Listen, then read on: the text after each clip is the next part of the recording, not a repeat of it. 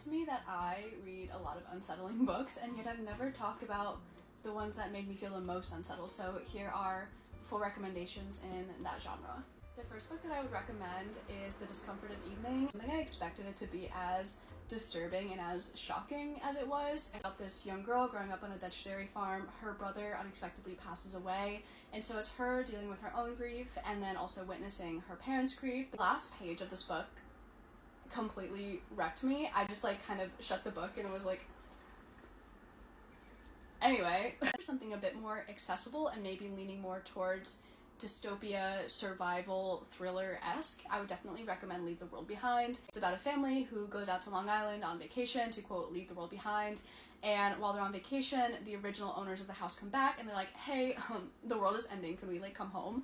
And so they have to kind of contend with what's real and what's not real, and kind of weigh their options as it's happening in real time, and also these really strange environmental things are happening around them. For an unsettling read, definitely this is one of them. Again, if you're looking for something a little bit more accessible, more contemporary fiction, I would recommend Ripe by Sarah Rose Etter, about a woman who works a 9-to-5 at a tech startup in the Silicon Valley. She makes decent money, but not for the area that she lives in. Living paycheck to paycheck, her job environment is very toxic.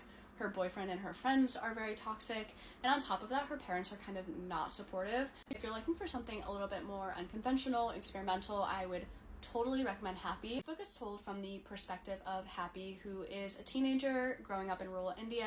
He is incredibly optimistic. He dreams of becoming a movie star. He records himself on YouTube, posts his videos, and he really just dreams of being famous and being an actor. However, he's growing up in rural India, so his options are really limited. One day, a multimedia conglomerate essentially buys up a bunch of the land in his surrounding village, and then he goes to work at this amusement park before being offered an opportunity to travel to Italy in what is essentially a debt peonage scheme, which he doesn't realize because Happy is really optimistic, he's really innocent, and he's really naive in a lot of aspects. I mean, pretty much in every aspect, but I think that makes this an especially compelling book, and especially unsettling one. I think really sets this book apart is just how committed it is to the narrator's perspective, because it's being told in this really sporadic, chaotic, all over the place way. It's emails, it's diary entries, but it's also internet posts, it's reviews, it's blogs, it's so many things, and it's sort of all over the place, but that is the narrator, and so you're really getting the experience of the world through this specific perspective. Like The Discomfort of Evening, the last page in this book, the last few pages at least,